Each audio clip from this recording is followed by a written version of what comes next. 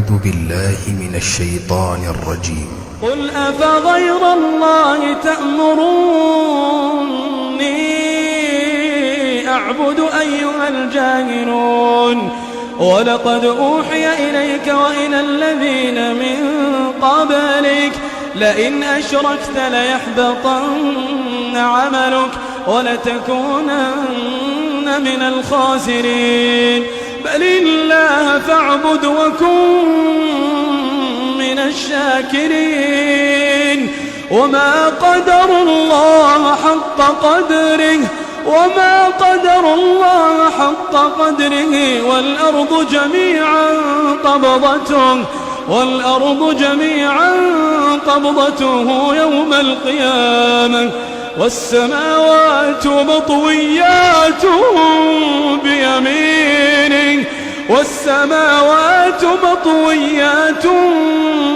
بيمينه سبحانه وتعالى عما يشركون. ونفخ في الصور فصعق من في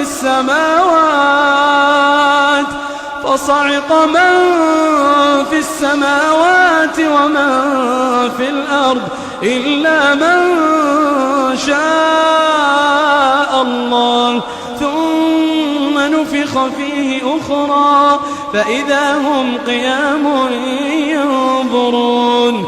وأشرقت الأرض بنور ربها ووضع الكتاب وجيء بالنبيين والشهداء وقضي بينهم بالحق وهم لا يظلمون.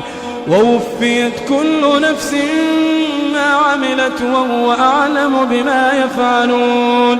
وسيق الذين كفروا إلى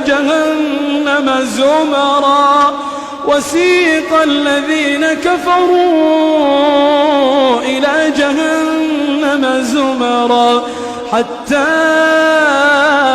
إذا جاءوها فتحت أبوابها وقال لهم خزنتها ألم يأتكم رسل منكم يتلون عليكم آيات ربكم وينذرونكم لقاء يومكم هذا. قالوا بلى ولكن حقت كلمة العذاب